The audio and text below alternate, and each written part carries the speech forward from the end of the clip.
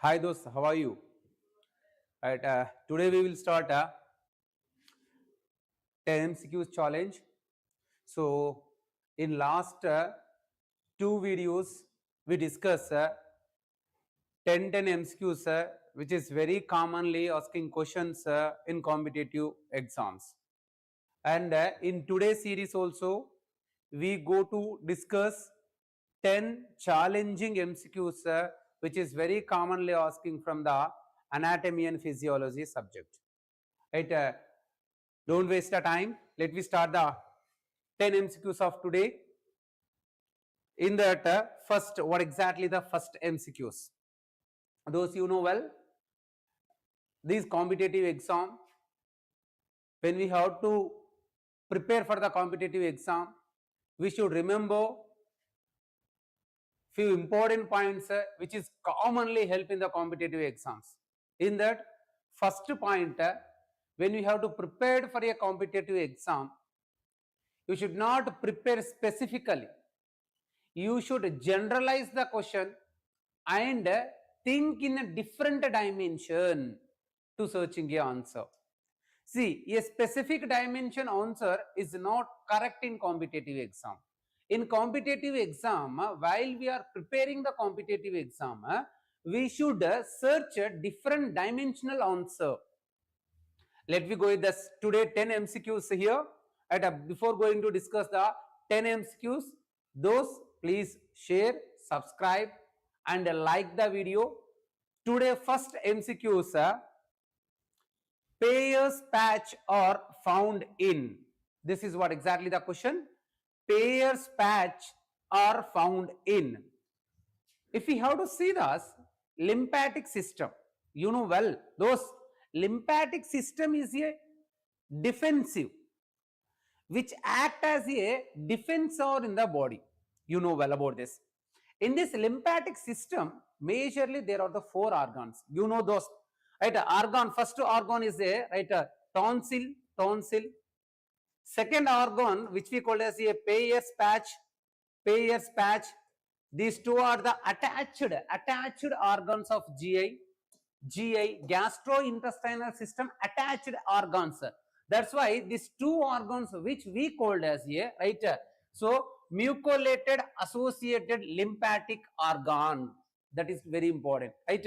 Mucolated, right? Mucus associated lymphatic organ, that is very important to remember.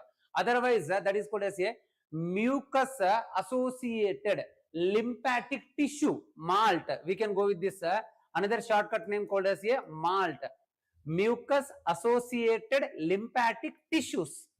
So these two organs which called as a primarily called as a first, right, a starting of GI, that is the tonsils, ending of GI, that is called as a Payer patches.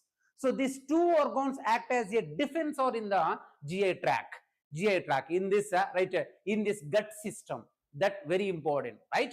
And here two major organs also we see in the lymphatic system. That is one is called as a, right, largest lymphatic organ, that is called as a spleen. One more lymphatic organ, that is called as a thymus. Totally there are the four lymphatic organs we can see in the lymphatic system. In these four lymphatic organs, two lymphatic organs majorly we call as a tissues, right? So these two lymphatic organs, one is called as a tonsils. You know well about the tonsils. Beginning of gut we can found the tonsils, ending of gut GI system we can see the Payer patch. The question is, Payer patch are found in, right? Those Payer patch are found in stomach, no, right?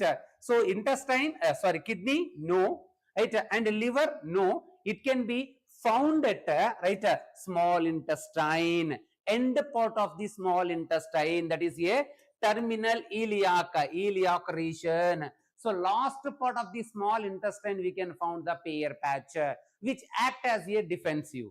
That is very important to remember this. So Payer patch we can found at a small intestine.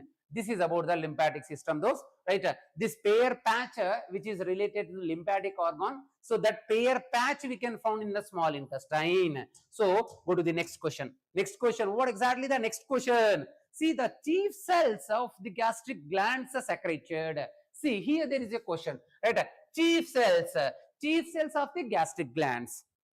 Okay, in the stomach, gastric system, there are the different cells, because of the stomach is a juice factory, right? So the stomach is a juice factory. There are the different type of secretions we can able to found. So these different type of secretions are right secreted by different type of cells. So these cells are secreting a different type of juice elements, which we call as the enzymes, which we call as the hormones, which we call as the protectors. These all juice elements we can able to found by the stomach. So if we have to check the structure of your stomach, here in the structure of the stomach, especially mucus layer, beside the mucus layer, at the submucosal zone, if you have to see that submucosal zone, we can find some of the important secretional layer. In that important secretional layer, first layer called as a mucus cell. So this mucus cell or secrete the mucin. Mucus cell or secrete the mucin. This mucin you know well, right? This mucin which are helping for the right. So balancing of this right HCl, that is mucin is one of the enzyme also. It act and one more we can able to see that that is called as a parietal cells. Those you know about this parietal cells. Parietal cells are very important cell in the stomach, which helping to secretion of HCl. HCl's mom, HCl's mummy is parietal cell. Remember those in stomach, who is the HCl mummy? HCl mummy is parietal cell. And intrinsic factor, one more, his brother, right? Intrinsic factor, HCl and intrinsic factor, both are right, both are sister and brothers. So here in the HCl is right secreted in the stomach, and intrinsic factor are also secreted in the stomach. These brothers and sisters, right? Mother is a parietal cells. So parietal cell is secreted HCl and intrinsic factor. And one more person we can discuss in the stomach, that is called as a chief cell. So chief cell secreted two important enzymes. One is called as a pepsinogen enzyme, another one is called as a gastric lipase. Pepsinogen helping for the digestion of mutton, you know that protein, right? This protein digested primarily by the pepsinogen, hormone called as a laterally convert into the pepsin. This pepsinogen secreted by the chief cell. So pepsinogen, that is a what exactly that? Pepsinogen, right? And gastric lipase, mother is chief cell. Remember those. So chief cell is a mother of pepsinogen and gastric lipase. Here G cell also we can found in the stomach. This G cell are releasing the hormone that is called as a gastrin. Gastrin is one of the hormone, so releasing by the G cell. Those here for important mothers we discuss in the stomach. First one mother which we call as here, right, a surface mucus cell. This surface mucus cell releasing the mucin, and one more mother called as a parietal cell. This parietal cell is helping for the secretion of HCl and intrinsic factor. So that we called as a HCl and intrinsic factor. Mother is a parietal cell, and chief cell sons are right. So pepsinogen and gastric lipase. One more important mother we can see in the stomach, that is called as a G cell. This G cell is releasing the hormone that is called as a gastrin. So these all important mothers are in stomach only. These mothers are releasing a wonderful enzymes, hormones and secretions, which helping for the digestion process, which helping for the defensive, which helping for the right metabolism. This only the important role, right? So the question is very simple. They are asking this, right? So the question is very simple. Here we can see. So the question is the chief cell. So chief cell, right? So chief cell sensor, right? One is called as a pepsinogen, right? And another one is already we discussed gastric lipase. So this is what exactly the right answer. This is what exactly the right answer, right? Intrinsic factor and HCl mother, you know that, right? Intrinsic factor and HCl mother, parietal cell, just discussed, right? Parietal cells and trypsin, right? Trypsinogen mother called as a, right? Trypsinogen mother called as a pancreas, trypsinogen mother, we can see that pancreas. So this is what exactly. So in the second question, the right answer is pepsinogen. So chief cell of gastric gland secreted the pepsinogen. That is very important enzyme for the digestion of the protein in the body. If you have to see that next question, what exactly the next question? So here we can see the next question, right? Next question is very simple, those, right? First and innermost layer of stomach, what exactly? Those, what exactly the first and innermost layer of the stomach? Let me go with that, right? How this stomach is arranged with a several layer. This stomach is not a single layer, those, they are the several layers which are, right, forming the stomach. In that we have to go from inner to outer, inside to outside. Inner first layer, right, that is called as a mucosa, that is called as a mucosa. Then second called as a submucosa, right? Submucosa. Here we can see there is a picture, right? See, there is a picture, right? No need to write here, there is a picture. See, first inner layer called as a mucosa, right? Then next continuation, right, coming out, inner to outer, remember this, right? First mucosa, then submucosa. Then there is a, right, movementing muscle, so which digests the food, tukda the food. Then if we have to see that next, if we have to see that outer layer, that is called as a serosa, right? Adventitia. So this called as a, right, serosa. If you have to check out this four layers, in that first to M, then S, then M, then S. Very simple. MS, mucosa, submucosa, muscle, serosa. So this is what the sequence order, right? So very simple theory. If you have to remember the stomach layers, stomach or the four layers, right? Inner to outer, I am explaining this. Inner is a mucosa, then submucosa, then muscularis, then serosa. The question is very simple, which they are asking. The question is first and innermost. First, that order is innermost. So in innermost, first is mucosa. Innermost first is mucosa. Outermost first is serosa. Outermost first is serosa. Outer first yes, right? Inner first M. Inner first is M. That is very important to remember those. So in this third question, the simple answer is mucosa. If you have to check with the next question, what exactly the next question from the GI? So here, in the iron is absorbed by almost entirely in. Iron is absorbed almost entirely. The question is very simple, this, right? When we have to take the iron in the food, right? This iron, you know that, right? Iron is the essential element for the HB, right? Carrying the oxygen, you know about this iron. Iron is not a, right, easy element, right? Iron is holding the oxygen which supply to the body, right, in all parts. So the iron body means when you have the enough iron, you can carry the enough oxygen to the body, to the cell, so which for the living process. That's what, right? Iron is a one of the important element, so which load the oxygen, which carry the oxygen and send into the each cell of the body. This iron, if we have to take in the form of food, so how it should be absorbed, where it should be absorbed? If we have to see this, so iron can catch the HB, but when we have to take iron in the form of a food, right, where it should be absorbed means where it should be digested. Those, you know that digestion is nothing but where we taking the food, that food enter from gut, GI system into the circulatory system. That is called as a digestion. Digestion is a breaking of the food, Then absorption means converting this food from the GI to circulatory system.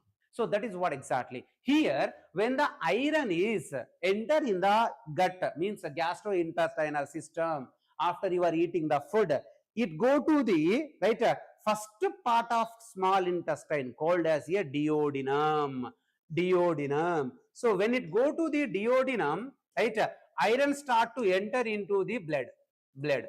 So that is called as a absorption. Absorption is a word, very simple word, where the food of a GI enter into the circulation. So if the food is enter into the blood, that is called as a absorption.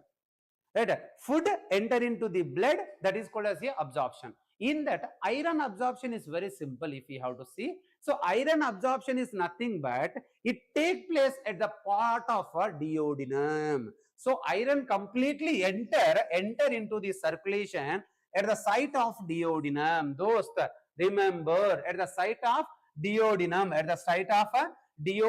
iron enter into the circulatory system. So that is what the question, right? So fourth question they are asking that where the iron enter into the circulatory system. So the iron enter into the circulatory system at the site of duodenum. That is very important. That is very important to remember. Then if you have to go with the next question, right? Fifth question of today.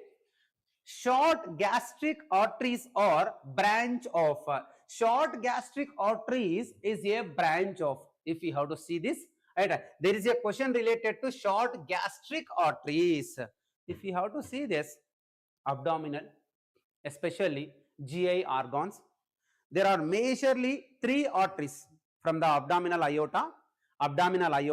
There is a 3 artery branches we can see. Abdominal aorta, 3 branches we can see. First, that is called as a celiac trunk. Second is superior mesenteric artery. Then third branch is inferior mesenteric artery. These 3 arteries which supply the blood to the all GI organs, abdominal organs. So this all abdominal organs are supplied by 3 types of major arteries, which is branch of a abdominal aorta. In the first artery, that is called as a celiac trunk. Second artery, superior mesenteric artery. Third artery, inferior mesenteric artery. If we have to see of these 3 arteries, in this 3 celiac trunk, if you have to see this celiac trunk, this celiac, from this celiac trunk, there is a branch of a small gastric artery. We can able to see this from the celiac trunk. From the celiac trunk, we can see that small gastric artery. So this small gastric artery we can able to see from the branch of a celiac trunk. But question is not like that. Short gastric artery or the branch of in the given. If you have to see this in the given option, there is a one more. Don't confuse. This is a celiac trunk. This is a celiac artery. So if you have to see about this, there is a again branches we can able to see. For example, short gastric artery is one of the branch from the splenic artery.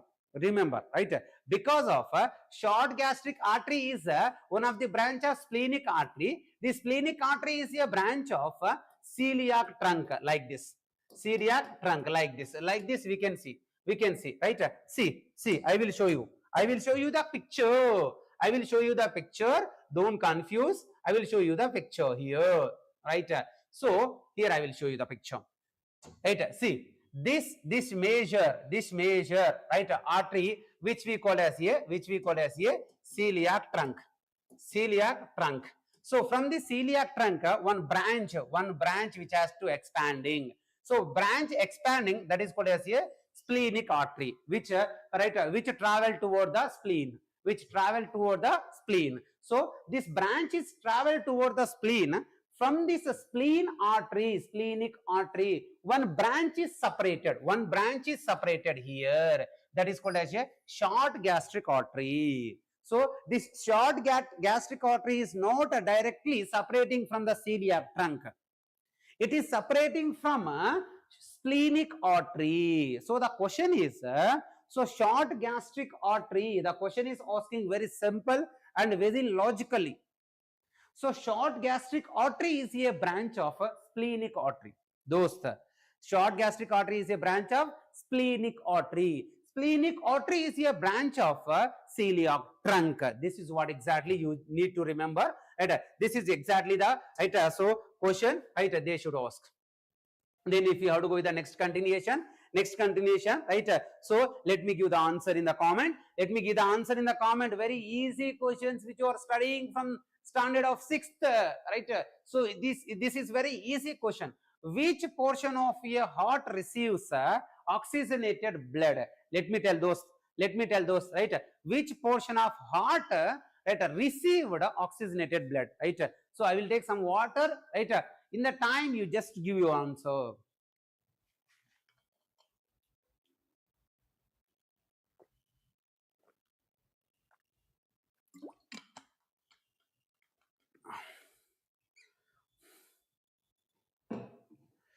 Okay, let me go with that simple anatomy of a heart. Those you know that heart is only the pump. It's pumping the blood. It not do any work. Heart is not having other works. Heart is having only one work. Your heart and my heart is having only one work. That is pumping the blood. Pumping the blood. This is a special mechanism in the body. Because of heart circulate the blood is a vessels. Pumping the blood is a heart. So heart not filter the blood. Remember those, heart is not filter the blood. Blood filtered by lungs and kidney. Those, blood wastage. Blood having two types of wastage. One is a gas. One is a gas wastage. Gas wastage is nothing but here waste product of the human blood and animal blood is a carbon dioxide, you know. And right, so here the best gas is a oxygen. Waste gas is a carbon dioxide. This oxygen and carbon dioxide both are filled in the blood. These gases are filtered at lungs, right? Gases are filtered at lungs. And nutrient waste, simply if you called right, nutrient waste, simply, right, nutrient waste or metabolic waste filtered in kidney, you know those, right? Heart not filter the blood, heart only pump the blood. Blood wastages are two types. One wastage called as a gas filter center, lungs, and nutrient means a metabolic waste, which we call as a nutrient is nothing but metabolic waste. Metabolic waste filter at kidney. So the blood filtering organs are two. One is called as a lungs, another one is called as a kidney. Blood pumping organ called as a heart. Heart only pump the blood, receive the blood, pump the blood. Because of it's a engine which forcefully send the blood into the all vessels and reach to the each cell. So that forcing mission called as a heart. Heart is only the forcing mission. You remember. In this mission, there are the four chambers. Upper two chambers, which we called as auricle or artery, atrium, right? So upper two chambers called as a atrium, also called as a auricles. Lower two chambers, which is called as a ventricle. Those atrium, enter, ventricle, vent. When the blood is enter means receive. When the blood is enter in the heart, that is at atrium. When the blood is went from the heart, that is a ventricle.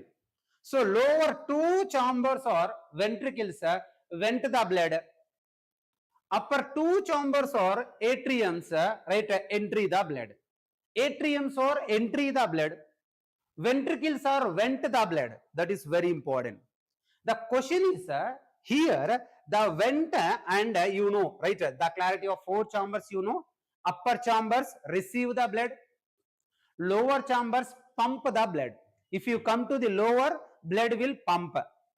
If you go to upper, blood will receive. Upside is receive, downside is go. That is very simple of heart mechanism. And in that one more point we need to add, that is left side and right side, upper and lower. Finish na, upper is receive, lower is out. Now the question is right side and left side. If we have to see the right side, in the right side there is a deoxygenated blood. If you see the left side, oxygenated blood. If you are a pure blood person, it should be the left side. Impurity, right side. That is very important. Deoxygenated, right. Right, oxygenated, left. The question is, which portion of the heart receives oxygenated blood? Oxygenated, always left. Deoxygenated, always right. This is what exactly the question. So now we can give the answer. Right. So the which portion of the heart receive the oxygenated blood? That is called as a left side. Left side is always pure. Right is always deoxygenated, impure blood. We can able to see this, right? So this is what exactly that receiving. The question is receiving that. So blood received oxygenated blood at the right left side, and here right side the blood is received, but this is a deoxygenated. And lower if we have to see this lower right side, so again there is a deoxygenated blood. And if we have to see that lower left side, there is again oxygenated blood which is enter into the aorta. You know those, aorta is a major artery of the right human body, that is very well known. Next, if you have to check, which of the following is the largest artery in the human body? The question is very simple here, right? Which of the following largest artery in the human body? Right, so just before we discuss this, right, largest artery start from the heart, right? Heart, you know well, right? Largest artery which is called as a aorta. So aorta is a major artery, greatest artery, largest artery of the human body, which collect the oxygenated blood from the heart at left ventricle, at the site of left ventricle. Those from this left ventricle, right? So aorta is collected the oxygenated blood, which is a major blood supply to the whole body. So this is what exactly. So aorta we call as a greatest artery, largest artery, right? And biggest artery. That is very important. We have to see this, right? So here the answer is a aorta. So greatest or largest artery of the human body called as a aorta. That is very important to remember, right? And if you have to see this, right, those you know well, we know well, right? Other options also you know well, right? If you have to see that coronary artery which supply the blood, right, which supply the blood to heart, it's a branch of aorta only. It's a branch of aorta. Coronary artery is a branch of aorta. You just remember that. That is very important. That is very important if you have to see this, right? And if you have to go with the next question, normal cardiac output in the adult. So this is very logically and very simple question. Those right, question is normal cardiac output. So if we have to see this cardiac output is nothing but the amount of blood pumping by the heart. Just before we discuss, heart is a pumping machine, right? How much amount of blood heart pump in 1 minute? Means how much amount of blood is heart, right?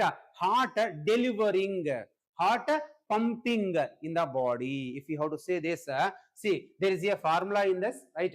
That is the heart stroke volume into heart rate.